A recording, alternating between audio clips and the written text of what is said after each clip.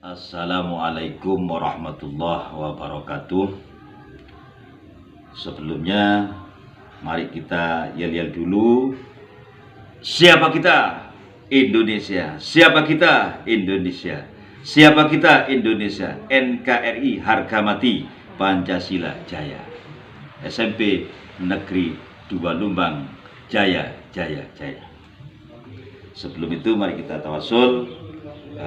Kita aturkan Fatihah kepada pendiri bangsa dan juga kepada para alim ulama. Al-Fatihah. A'udzubillahi minasyaitonirrajim. Bismillahirrahmanirrahim. Alhamdulillahirabbil alamin, arrahmanirrahim, maliki yaumiddin. Iyyaka na'budu wa iyyaka nasta'in, ihdinas siratal mustaqim, siratal ladzina an'amta 'alaihim ghairil maghdubi 'alaihim waladdallin. Amin. Pada hari ini adalah penguatan pendidikan karakter Islam dan wawasan kebangsaan. Mari kita memperdalam wawasan kebangsaan atau karakter yang mana Indonesia, kita adalah orang Indonesia yang kebetulan beragama Islam. Bukan orang Islam yang kebetulan hidup di Indonesia, tapi kita adalah orang Indonesia yang kebetulan beragama Islam, bukan orang Islam yang kebetulan hidup di Indonesia. Maka dengan adanya Islam wawasan kebangsaan ini, kita mengacu kepada melihat dari tokoh-tokoh Wali Songo, yang mana gerakan dakwah Wali Songo, gerakan yang paling sederhana melalui simulasi pendidikan, usaha pengembangan dakwah Islam yang dijalankan Wali Songo, yang tidak kalah pentingnya adalah usaha pengembangan pendidikan model dukuh, asrama, dan padepokan, dan lain sebagainya. Maka dari itu, anak-anak didik kita, mari kita kenalkan bagaimana berakhlakul karimah yang baik, sopan santun yang baik, budi pekerti yang baik. Melalui materi ini, mudah-mudahan anak-anak kita nanti mengenal bagaimana pentingnya berakhlakul karimah, bagaimana pentingnya berbicara dengan sopan santun, terus bagaimana cara bergaul dengan orang lain, bisa adaptasinya bagus, dan lain sebagainya. Pelajaran Islam Nusantara ini menjadi paham hubungan Pancasila dengan Islam. Yang pertama, paham hubungan Pancasila dengan Islam sangat penting. Yang kedua, paham bahwa pendiri NKRI adalah para kiai. Nomor tiga, ketika membaca sumber bacaan keagamaan di internet atau lain sebagainya, maka harus lebih mementingkan bagaimana kita mengedepankan wawasan kebangsaan. Musyawarah hasil alim ulama NU tahun 1983, deklarasi tentang hubungan Pancasila dengan Islam sangat erat sekali. Satu, Pancasila sebagai dasar falsafah negara Republik Indonesia bukanlah agama, tidak dapat menggantikan agama dan tidak dapat dipergunakan untuk menggantikan kedudukan agama. Jadi Pancasila itu adalah sebagai dasar falsafah negara Republik Indonesia.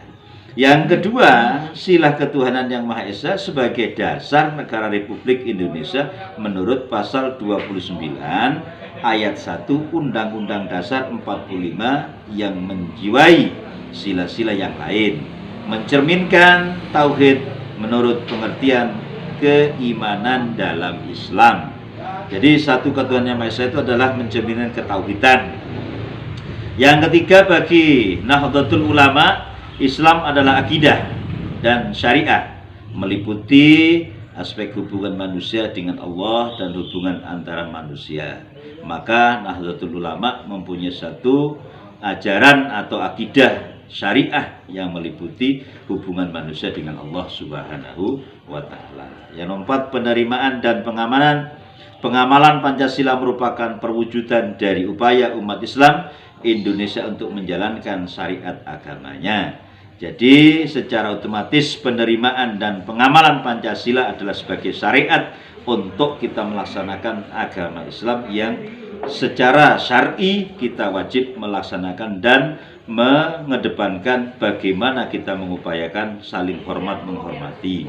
Nomor 5, sebagai konsekuensi dari sikap di atas, Nahdlatul Ulama berkewajiban mengamankan pengertian yang benar tentang Pancasila dan pengamalannya yang murni dan konsekuennya oleh semua pihak. Maka harus dan wajib bagi orang-orang yang beraliran ahli sunnah wal jamaah memahamkan, mengamalkan, dan juga menjelaskan sebaik-baiknya bahwa Pancasila adalah sebagai falsafah negara Republik Indonesia. Oleh sebab itu, pejuang-pejuang dari ulama melalui Wali Songo dan tokoh-tokoh kiai pejuang dari Pasuruan, Kiai Nawawi bin Nur Hasan, termasuk ini salah satu tokoh, termasuk Mbak Ismail Bajuri, Manik Rejo-Rejoso juga tokoh pejuang di Pasuruan, termasuk Mbah Baharudin Ceret Gempol, termasuk Mbah Zuhri Purwosari, termasuk Mbah Kiai Mustaqim Gempol, termasuk Kiai Ahmad Khazin Pandaan dan lain sebagainya. Ulama-ulama yang besar, ulama-ulama yang terdahulu adalah ulama yang betul-betul memperjuangkan kota Pasuruan. Oleh sebab itu, dalam wawasan kebangsaan kita jangan terlalu arogan, jangan terlalu kita emosional, tapi mengedepankan bagaimana kita toleransi yang baik, bagaimana kita bergaul dengan baik secara ucapan yang baik, amaliyah yang baik,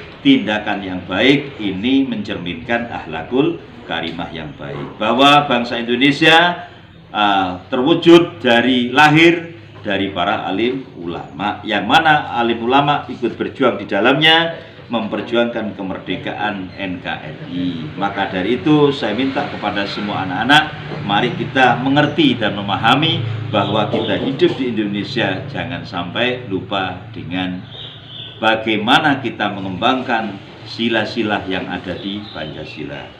Sebelum dan sesudah mari kita ke depan lagi, merupakan wawasan kebangsaan yang sangat penting sekali untuk kita berikan pelajaran kepada anak-anak kita tanamkan kepada anak-anak kita agar supaya anak-anak kita menjadi anak yang baik, yang berakhlak karimah, yang berkarakter yang baik.